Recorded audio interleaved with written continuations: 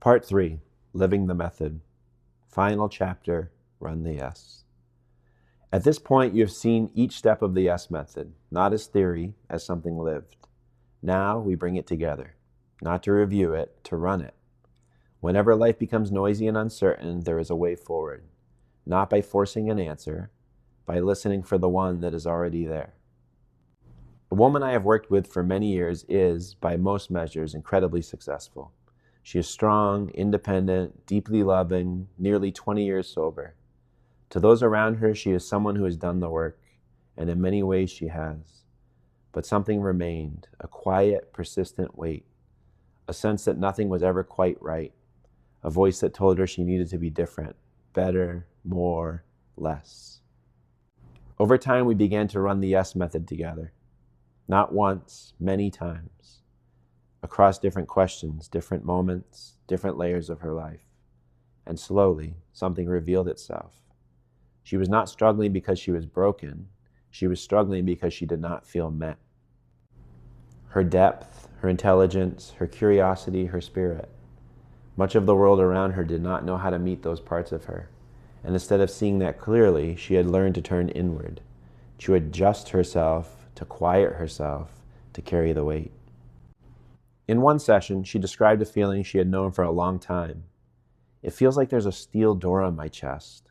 Not dramatic, just always there, holding something in, holding something back. We began, as always, with the question, not a perfect one, an honest one. What is this? She could have asked many things. Why do I feel this way? How do I get rid of it? What's wrong with me? But she stayed with the experience. What is this feeling? As the question became clear, the noise appeared. It had been there for years. Be quiet. Do not ask too much. Do not be too much. Fit in. Do not make people uncomfortable. Familiar noise. Learned early, repeated often. We did not try to remove it. We recognized it, and something softened. Then we entered resonant space. Not through force, not through technique, through presence. Staying with the feeling, letting the moment deepen, finding steady breath. Breath work was her resonance. After some time, I asked, what would it feel like to let go of the door? She did not think, she felt. Something shifted. Her breath deepened, her shoulders dropped, her face softened. Relief. Then, peace. That was the yes. Not a plan, not an answer, a direction. Let go. From there, the next step was simple, not easy, clear. What would it look like to live even slightly without that door? The question opened another. Where am I holding myself back? And another. Where am I not allowing myself to be seen? And another. What would it look like to be with people who can meet me here? This is how the Yes method works, not in a straight line, in cycles. Each question leads to the next. Each answer creates movement. Each movement reveals something new. There is no single right direction. No final answer you must get correct. Every honest step creates the conditions for the next one. A simple practice, run the yes.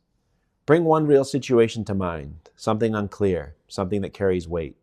Start with the question, what am I truly facing here? Notice the noise. What thoughts arise, what fears speak, what voices are present. Enter resonant space. Step away from solving, let your body settle, create space to listen. Hear the yes. What direction feels alive? What brings even a subtle sense of relief or truth? Take one micro action. What is one small step you can take in that direction? Then pause. Notice what changes. And when a new question appears, run the yes again.